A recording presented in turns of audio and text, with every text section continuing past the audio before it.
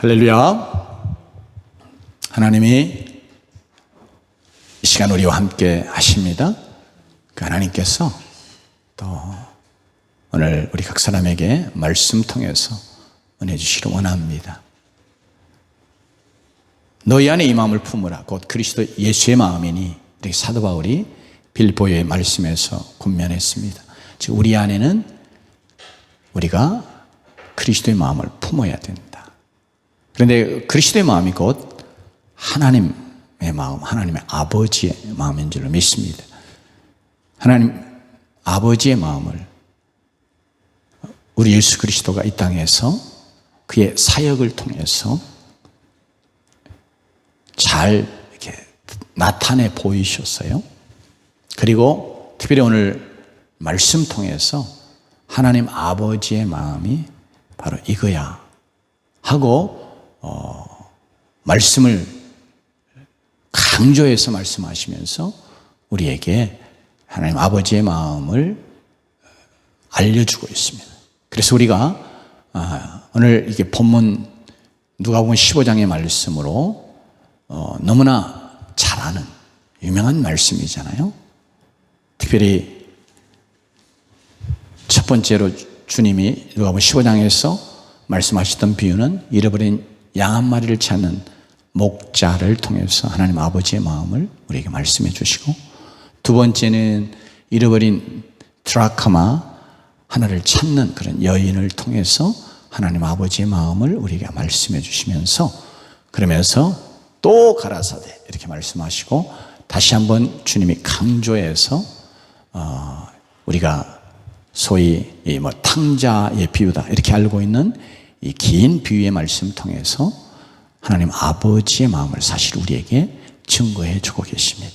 즉 잃어버린 자들에 대한 하나님 아버지의 마음을 이 비유들이 우리에게 증거해 주고 있어요. 그래서 하나님 아버지의 마음은 바로 이런 거야 하고 말씀해 주시는 이 비유 통해서 우리가 하나님 아버지의 마음을 우리가 다시 한번 우리 마음에 새기면서, 그래서 우리가 하나님과의 관계에 있어서도 하나님 아버지의 마음을 잘 이해해서 우리가 하나님의 자녀다운 아버지의 마음을 잘 아는 그런 자녀 되어지기를 원하고, 그러면서 나 자신에 대해서도 하나님 아버지의 마음이 어떠한가를 알아서 내가 하나님 앞에서 어떻게 행동해야 될지 이것을 또 깨달아 알고 마음에 새기면서 나아가서 잃어버린 자들, 또 공동체 안에 다른 사람들을 향해서 하나님께서 갖고 계시는 그런 마음을 우리가 이해함으로 하나님이 원하시는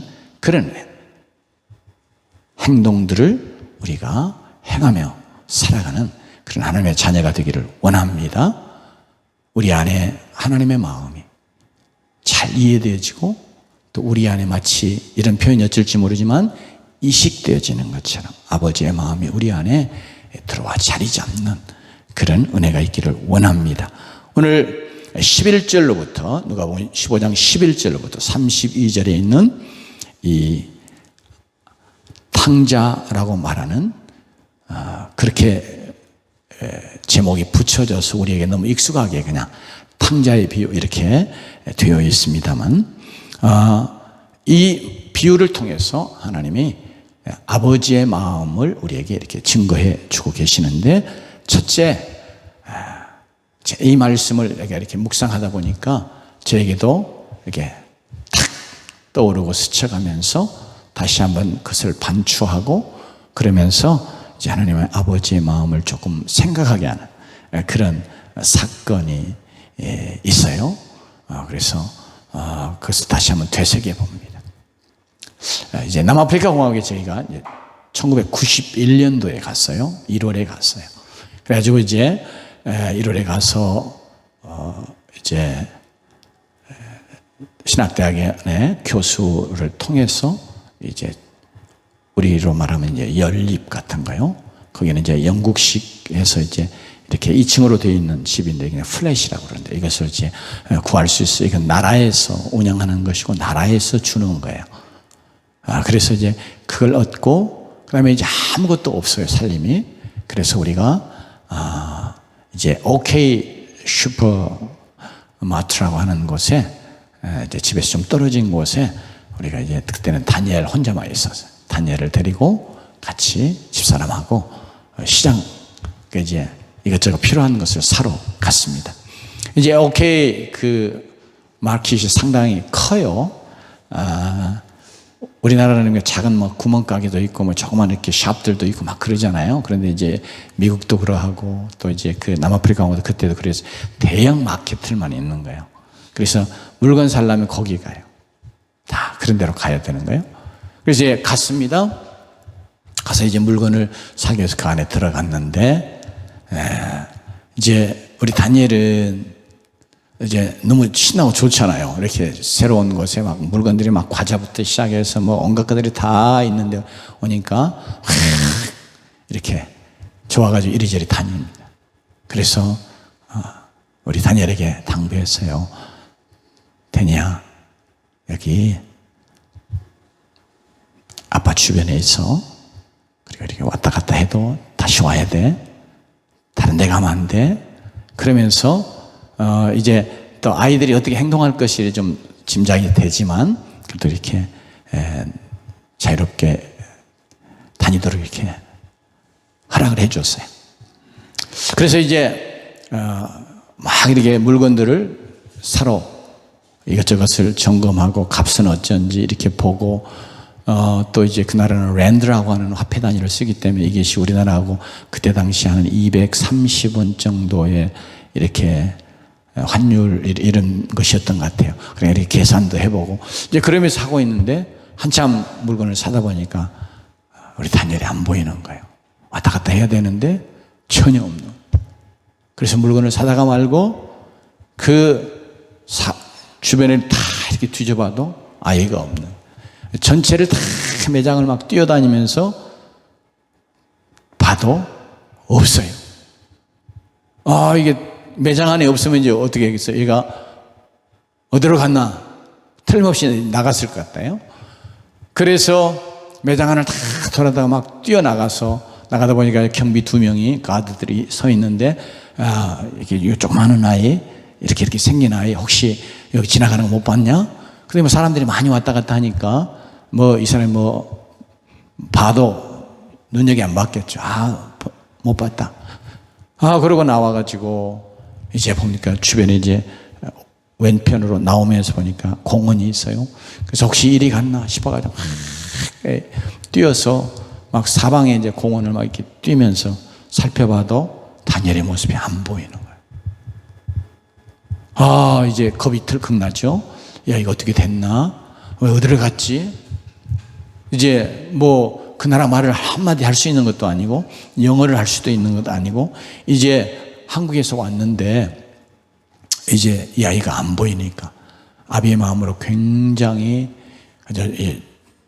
초조한 마음이 들고 이 아이가 어떻게 됐나 그러면서 특별히 이제 그 나라에 가서 신문도 보고 또 뉴스도 들으니까 세터니즘이라고 해가지고 그 나라에는 사단을 숭배하는 사이비 종교가 있는데 이제 우리가 살던 지역에서도 저 멀리 저거 사단 숭배하는 자들의 본거지다 이렇게 보이는 그런 어떤 건물 같은 것도 있고 그런 상황이거든요.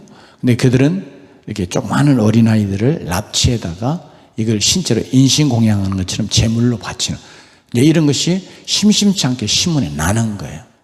그러니까 그런 생각이 싹 스쳐가면서 이 아이가 어떻게 됐을까 막 그러면서 막 뛰어다니면서 찾을 수밖에 없었어요. 막 뛰어다니면서 이 사람 붙잡고 이런 아이를 좀 봤냐 또 저만큼 막 뛰어가서 이런 아이를 봤냐 근데 이제 못 봤다는 거예요.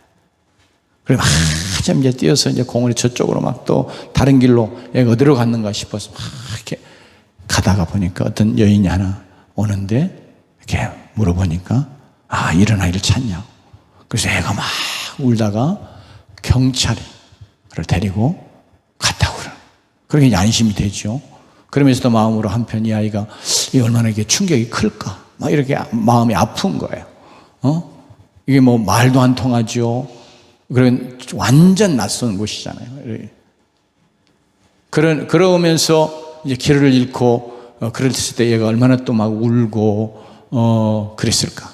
또 그리고 가서 이제 말도 안 통하는 사람들의 이제 손에 이끌려 가지고 경찰서까지 갔다고 생각하니까 또 거기 가서는 또 얼마나 애가 지금 참 두려워하고 불안해하고 그러면서 울었을까 막 이런 생각을 하니까 너무 이렇게 마음이 막 그냥 안타깝고 초급한 거예요. 그래서 막 경찰서를 이제 물어 저도 이제 초행길이니까 경찰서를 막 물어서 달려갔더니 경찰서 위에 이제 카운터 같은 게 있는데 그 위에다가 아이를 앉혀. 그러니까 이제 거기 경찰서에 딱 들어가니까 아파하고 그래서 이제 아이를 안고 이제 경찰들에게 고맙다고 자기가 이렇게 오케이 마트에 왔었는데 길을 잃고 이렇게 됐다고 이제 설명을 하고 그러면서 이제 고마움을 표하고 또 이제 아이를 이렇게 유기하거나 막 그런 상황도 생길 수 있으니까 경찰들도 왜 그랬는지 이제 이런 것들을 자기들이 이렇게 적죠. 이제 그렇게 해서 나왔는데 그러면서 이게 잃어버린 자를 찾는 그런 아비된 그런 마음을 그때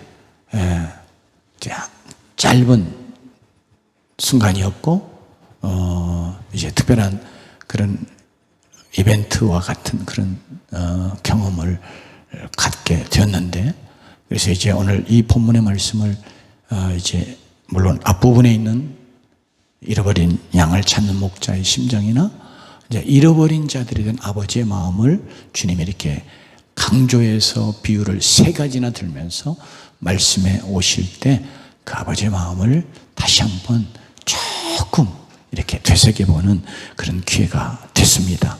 오늘 말씀 속에 보면 첫째로 이 잃어버린 자들에 대한 또 구체적으로는 이게 지금 세리와 죄인들이 예수님의 이제 말씀 듣고 복음을 듣고 그들이 이제 예수님께로 돌아왔거든요.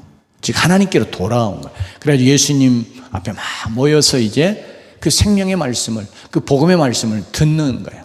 그러니까 이것을 인해서 바리새인들은 서기관들이 수근수근하고 예수님을 향해서 이제 비난하고 공격하는 이런 상황 속에서 예수님께서 하시는 말씀이에요. 그것은 곧 하나님 아버지의 마음이 이런 마음인데 너희들이 이걸 이해하지 못해서 내가 지금 세리와 죄인들을 환영하고 그들에게 말씀을 전하고 그들과 함께 먹고 마시는 것을 너희들이 비난하고 공격한다. 그러면서 주님이 지금 이 비유들을 하고 계시는 거예요. 그러니까 이 하나님 아버지의 마음을 모르기 때문에 바리새인들과 서기관들이 이렇게 예수님을 비난하고 공격하는 거잖아요. 그러니까 우리도 하나님의 마음을 잘 모르면 우리 자신들이 이 서기관과 바리새인들처럼 예수님에 대해서도 오해하고 하나님에 대해서도 오해하고 그러면서 또 다른 자들 여기서 세리와 죄인이라고 되어 있는 이런 자들 또 공동체 안에 있는 다른 어떤 자들을 향해서 우리가 어떤 것 때문에 비난하고 공격하고 정죄하고 그럴 수도 있는 위험이 우리에게 있는 거죠. 그래서 오늘 이게 너무나 잘 아는 말씀인데 이 비유 속에 마지막 3번째 비유 속에서 하나님 아버지가 어떤 분이신가 하나님 아버지의 마음이 어떤 마음인가 하는 것을 우리가 이렇게 살피며 잠깐 은혜를 받고 그 마음을 꼭 우리 마음에 붙들고 그 마음을 따라서 우리가 살아가는 그런 주의 백성들이 되기를 원합니다. 여기 12절 말씀 우리 같이 한번 봉독합니다. 시작. 그 둘째가 아버지에게 말하되 아버지여 재산 중에서 내게 돌아올 분깃을 내게 주소서 하는지라 아버지가 그 살림을 각각 나누어 주었더니 이 말씀을 읽으면서 도저히 이해가 되지 않는 그런 아버지의 모습을 봅니다. 그러면서 이 모습 속에 아버지의 마음이 이런 마음이라 하고 하나님 앞에서 이제 깨닫게 됐는데 이게 다른 게 아니고 하나님 아버지는 우리 개인의 우리 한 사람 한 사람의 자유의지를 인정해 주시고, 그러면서 그 인격을 혹은 인격적인 결정을 존중해 주시는 그런 아버지이다. 또 그런 마음을 가지신 하나님이시다 하고 이 말씀 속에서 우리에게 이렇게 말씀해 주고 계십니다. 특별히 이건 지금 이제 어떤 아버지에게 두 아들이 있다고 말하죠. 근데 두 번째 아들이 아버지에게 어느 날 대뜸 나서서 아버지의 재산 중에, 이게 아버지 재산이에요. 아버지의 재산 중에서 내게 돌아올 몫을 내게 미리 주세요 했더니 아버지가 그 살림을 나누어 가지고 큰아들, 둘째 아들 각각 다 나누어 주었다고 말합니다. 이제 우리 현대인의 시각에서는 이 말씀이 얼른 와닿지 않습니다. 왜냐하면 지금은 증여라고 하는 거 여러분 우리에게 좀 익숙하잖아요. 상속 말고 이제 증여라고 하는 표현으로 하는데, 그거 미리미리 살아생전에 자녀들에게 자기 나중에 돌아갈 몫을 일정한 분량 어떤 금액들을 이렇게 미리 주는 거 있잖아요. 이게 이제 증여라고. 그래서 이제 성년이 되면 지금 5천만 원, 이제 윤석열 정부 들어서 그걸 1억으로 올리니 그렇게까지 지금 이야기가 진행이 되고 있지만 하지만 실제적으로 법적으로는 그렇게 되지 않았습니다. 근데 5천만 원은 10년에 5천만 원씩 줄 수 있는가요? 그래서 또 미리 또 재산도 유언을 써가지고 어떻게 상속할 것인지를 미리 이야기도 하고, 요새는 이제 변호사를 통해서 그런 일도 하고 그럽니다. 그러나 지금 이게 우리 성경이 기록된 이 성경 속의 세계에서는 이게 가당치 않는 일이에요. 자, 그 당시에 아버지는 절대적인 권위를 갖고 있습니다. 그래서 성경에 너희 이 땅에서 사람을 아비라 부르지 말라, 그런 말씀이 예수님이 직접 하신 말씀이 있어요. 그죠? 그러면 육신의 부모를 향해서 아비라 부르지 말라는 말이 아니라 이 아비는 절대적인 권위를 갖고 그를 높여 부르는 그런, 예를 들어서 마치 어떤 이렇게 일반 명사처럼 이렇게 쓰이는 거예요. 그래서 바로가 요셉의 집안의 아버지, 이거 이제 모든 권위를 갖는 가장 으뜸되는 자, 이런 의미로 말하는 거거든요.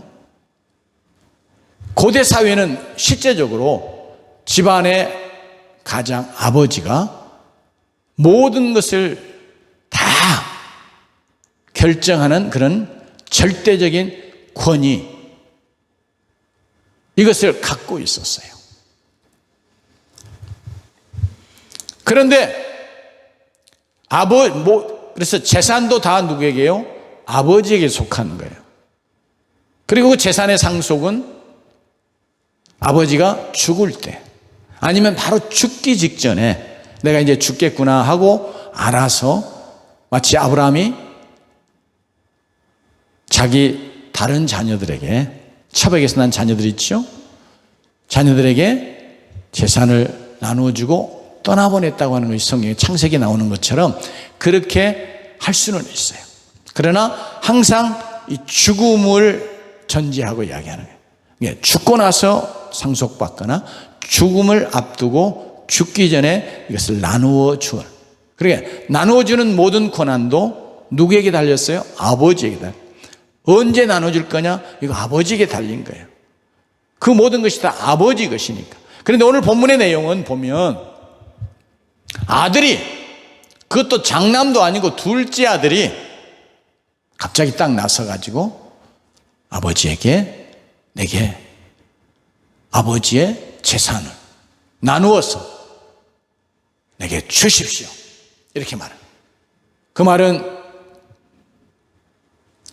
아버지의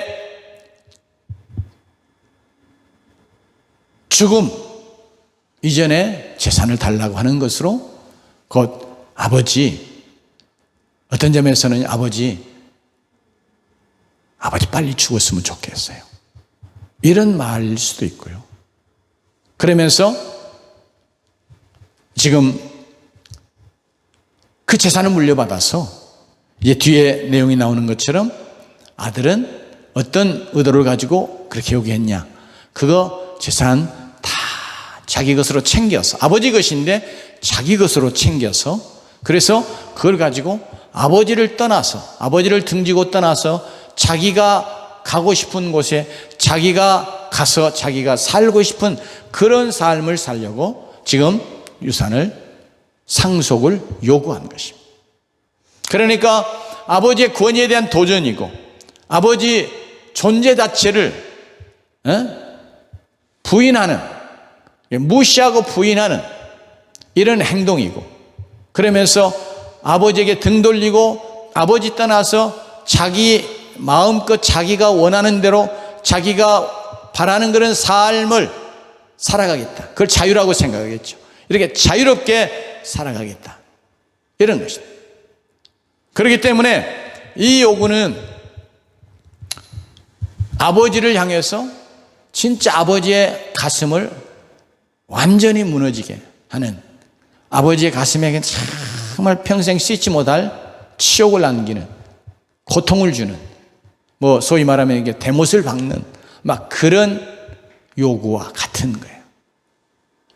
지금 오늘날은 뭐 유산 좀 주세요, 미리 좀 주세요, 얼마나 그럴 수 있잖아요. 근데 고대 사회는 그런 게 아니라, 그러니까 아버지를 아버지로 인정하지 않고 아버지의 권위를 인정하지 않고 아버지에게 속한 것 자기가 빨리 취해가지고 아버지 등지고 떠나 자기 마음대로 살아가 보겠다, 이런 요구와 같은 것이기 때문에 이것은 정말로 그 사회로 보자면 너무나 크고 엄청난 악과 같은 거예요. 특별히 이제 지중해 연안에, 특별히 성경이 기록된 그 세계의 문화를 많은 학자들이 다 공통적으로 이야기할 때 shame and culture, shame and honor culture라고 그럽니다. 수치와 명예의 문화. 지금도 가끔 우리가 뭐 파키스탄이나 뭐 이런 데 무슬림이 강한 지역에 그런 나라들에서 명예살인이라고 하는 이야기들을 듣지 않아요? 집안에 누가 잘못했어요, 이슬람법을 어겼어요, 또 불명예를 가져왔어요, 그러면 그냥 죽여버리는 거예요. 그 명예 때문에. 그래, 고대 사회에 1세기에는 그랬단 말이에요. 이런 시대에 자식이 갑자기 아버지를 들이받고 아버지 권위를 부정하고 아버지에게 있는 것은 자기가 마치 빼앗는 것처럼 자기 몫으로 얻어서 아버지 떠나가지고 자기 멋대로 한번 살아보겠다고 그렇게 하는 것이니까 이것은 아버지를 완전히 그의 명예를 먹칠하는 것이고, 언어를 완전히 짓밟는 이런 행위와 같은 거예요. 그러니 만약 주변에서 이 이야기 들으면 뭐예요? 아, 저 옆집에 저 둘째 아들 아무개가 아버지한테 빨리 아버지 죽으시오, 마치 그런 것처럼 유산 내게 주시오, 내 목 빨리 주시오, 그렇게 요구했대. 얼마나 이런 이야기들이 수근수근거리면서 이야기가 됐겠어요? 그럼 어디 낯들고 다니겠어요?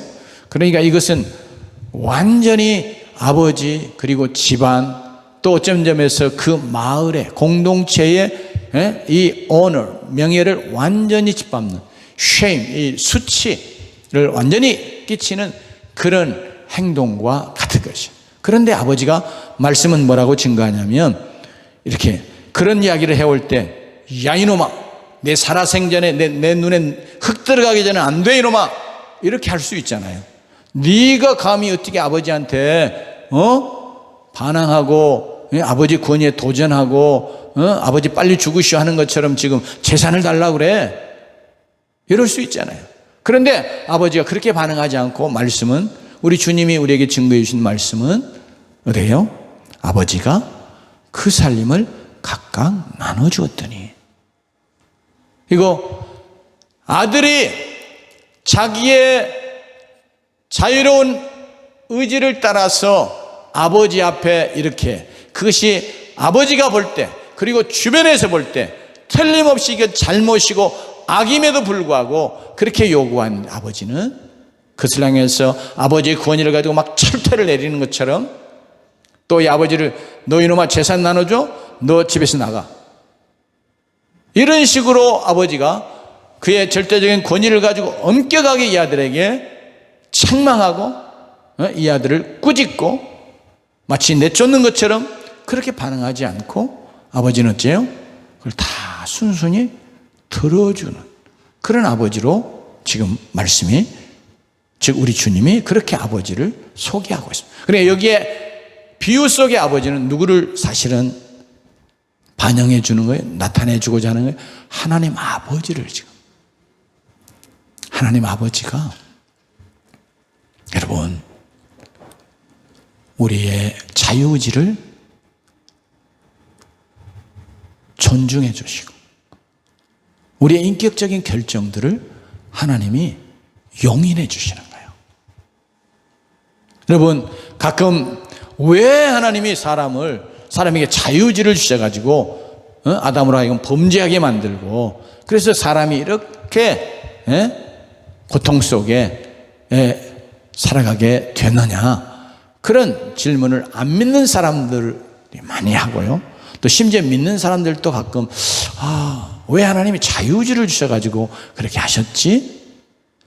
하나님이 사람을 만드실 때 기계적인 로봇과 같은 존재로, 하나님이 무엇을 딱 입력해서 그대로 그냥 기계적으로 하지 않으면 안 될 그런 존재로 만드셨으면, 처음부터 하나님이 입력한 대로, 하나님의 뜻대로, 하나님의 그 입력된 하나님의 명령에 순종해 행할 거 아니에요? 요새 로봇이 많이 우리 주변에 있잖아요. 식당에도 가보면 막 로봇이 와서 뭐 이렇게 음식 나르고 또 가져가고 그러잖아요. 다 입력된 대로 하는 거거든요. 그렇게 하지 않아요. 왜? 바로 이게 하나님 아버지가 우리를 정말 이렇게 하나님의 형상, 인격으로 만드시고, 그래서 우리에게 자유의지를 주셔서 정말 인격적인 존재로 하나님 앞에서 살아가는 존재, 행동하는 존재, 반응하는 존재가 되기를 원하셨어요. 하나님의 절대적인 권위로 하나님께서 그렇게 하지 않으면 안 되게 만들어 감히 하나님 앞에 불순종하고 거역하고 범죄하고 하나님을 떠날 수 없게 만드는 그런 방식으로 하나님이 일하지 않으신 것을 성경이 우리에게 증거해 줍니다. 여기도 그런. 그러니까 이 하나님이 비록 이 아들이 지금 잘못하는 것이다, 아버지에게 큰 악을 끼치는 것이다, 아버지를 너무 수치스럽게 만든다, 아버지의 명령을 완전히 짓밟는다, 그러면서 아버지에게 등 돌리고 아버지 떠나가지고 자기 혼자 자기 마음대로 자유롭게 살고 싶다는 거예요. 그럼에도 불구하고 아버지가 그걸 받아들여줘요. 여러분, 이게 하나님 아버지의 마음. 그래서 우리가 첫째로 어떻게 이 아버지의 마음을 보면서 함부로 우리가 여기 서기관과 바리새인들처럼 다른 사람을 향해서, 심지어 예수님에 대해서도 그렇게 하고 이 죄인과 세리들에 대해서도 비난하고 정죄하잖아요. 이런 것처럼 우리가 정말 하나님이 우리의 자유의지를 인정해 주시고 우리를 인격적으로 이렇게 존중해 주시는 그런 하나님이시기 때문에 우리가 함부로 다른 사람들을 판단하고 정죄하고 하는 것들을 우리가 정말 조심합니다. 이런 교훈도 여기에 있어요. 여러분, 우리가 쉽게 딱 봐가지고 내가 딱 봤을 때 이거 아닌데? 그러면 우리는 쉽게 판단하고 심지어 정죄하잖아요. 아버지 입장에서 이 아들을 향해서 아주 이 못된 놈이라고, 내 뱃속에서 어떻게 너 같은 것이 나와가지고 네가 이렇게 아버지 속을 뒤집어 놓느냐, 아버지 명예를 이렇게 짓밟느냐, 네가 어떻게 못할 짓을 이렇게 하느냐, 얼마든지 이렇게 책망하고 꾸중하고 그의 요구를 거절할 수 있는데 아버지가 그렇게 안 하셨어요. 그게 이제 성경의 하나님의 모습이에요. 그래서 우리가 또한 우리 자신에 대해서도 내가 하나님 앞에서 하나님을 등지고 내가 자유롭게 내 마음대로 살고 싶어하는 거, 이게 사실 우리의 본능 안에 다 있거든요. 아담의 타락 이후에 우리 모두에게 있어요. 그래서 때로 우리가 내 마음대로 내 하고 싶은 대로 무엇인가를 결정하고 행하는 경우들이 있어요. 그런데 하나님 아버지의 막 철퇴가 내려지지 않고 괜찮은 것 같거든요. 여기 둘째 아들도 상당한 기간 동안에는 정말 자기가 원하는 삶을 사는 것처럼 잘 돼가는 것 같았어요. 그러니까 내가 하나님을 등지고 하나님을 떠나서 내가 내 마음대로 내 생각대로 내가 원하는 대로 한번 잘 해보겠다. 하나님이 주신 거 가지고, 하나님의 것 가지고 내 마음대로 이렇게 살아보고 싶어하는 거, 그거 타락한 우리 인생들의 거의 공통된 그런 타락한 본성일 터인데요. 그러면서 내가 어떤 것을 잘못하는데도 당장에 하나님의 철퇴 징계가 없는 것 같으니까 괜찮은가 보네. 하나님도 그냥 넘어가시는가 보네. 이런 생각을 갖고 그런 부분에 대해서 우리 자신들이 담대할 수 있어요. 왜? 내가 분명히 잘못하고 있는데 내 양심이 속에서 증거하거든요. 그런데 당장에 징계가 내리고, 그래서 내가 예를 들면 가다가 그냥 차 사고라도 나가지고 한번 생명이 어떻게 된달지, 이렇게 되면 내가 잘못했다가 그런 사고를 당하면 이게 하나님 앞에 징계구나, 하나님 이거 싫어하셔서 이렇게 하는가 보나, 이렇게 얼른 깨달을 텐데, 그렇지, 그런 게 없는 거예요. 내가 분명히 잘못이라고 생각하고 잘못 가는데도 그렇게 당장에 하나님 앞에서 그런 것이 없으니까 우리의 마음속에 우리가 하나님 아버지의 마음을 오해해서 이거 괜찮은가 보네, 그러면서 우리가 범죄하는데 담대한 자가 되어서는 아니 될 줄로 믿습니다. 이거 하나님께서 우리를 너무 사실은 인격적으로 대우하시고 우리의 자유의지를 존중하는 거예요. 때로는 그것이 아담도 하나님 앞에 잘못인 줄 알고 가잖아요. 그런데 하나님께서 그것을 그가 자유의지를 통해서 인격적인 어떤 결정을 이루었을 때 그 하나님 미리 막으시고 강제로라도 못하게 하시고 그런 식으로 하지 않으시고 허락해 주시는 그런 모습을 우리가 보는데, 우리가 하나님 아버지의 마음이 우리를 인격으로 대화하시고 인격적인 그런 우리의 결정, 그거 하나님께서 용인해 주시는 그런 마음인 것을 우리가 분명히 깨닫고, 그래서 우리는 이 말씀을 보면서 아버지는, 하나님 아버지는 이런 하나님이시구나. 사실 그렇게 할 때 때로 사람들이요, 하나님이 계시면 이렇게 잘못하는 내게 한번 나타나 보시오, 막 그렇게 하나님을 모욕하는 듯한 그런 언사를 내뱉고 또 막 그런 행동을 하는 사람들도 있잖아요. 그럴 때 하나님이 그냥 탁 하늘에서 벼락이 치듯이 그 사람을 어떻게 해버리시면 사람들이 두려워하고 정말 하나님 무서운 하나님이네, 그러면서 벌벌 떨고 그러지 않겠어요? 근데 하나님 그런 방식을, 그러니까 때로는 하나님의 역사하는 것들이 또 심지어 이 구원의 일까지도 참 하나님이 무력한 것처럼 느껴질 때가 있어요.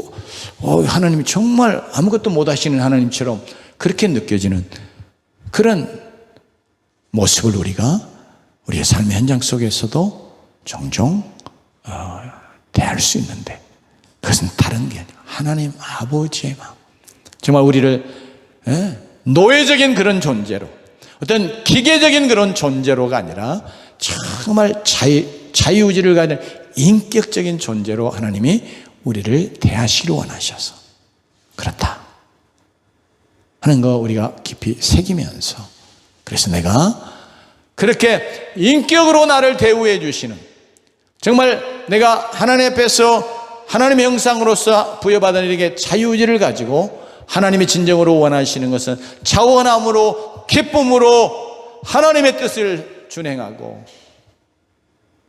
하나님 앞에서 정말 하나님이 원하시는 그런 일을 행하는 자, 그 자원함으로 말해요.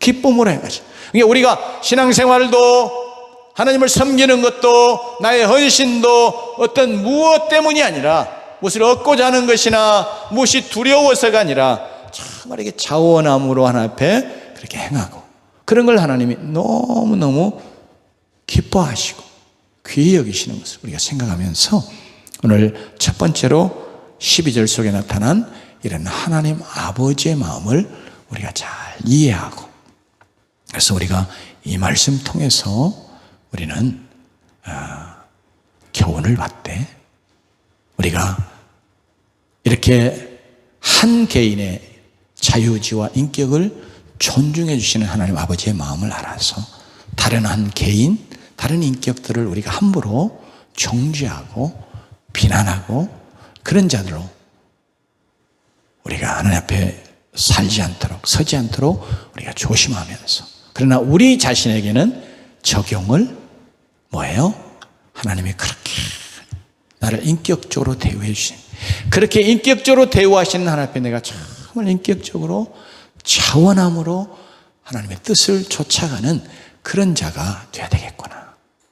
그래서 우리가 도리어 이것 때문에 우리가 아담도 범죄했거니와 우리도 쉽게 범죄함으로 나아가는 그런 자가 아니라, 하나님이 정말 나를 이렇게 인격적인 존재로 여겨주시니까, 나의 이런 자유의지를 주시고 그것을 존중해 주시니까, 나는 그러니까 하나님이 주신 그 자유의지 가지고 정말 하나님이 원하시는 대로 인격적으로 내가 하나님 아버지의 뜻을 쫓아가는 자가 되어야 되겠다, 이렇게 마음에 결단하고 적용하며 나가는 주의 자녀들 되시기를 주님으로 축원합니다. 기도하십시다.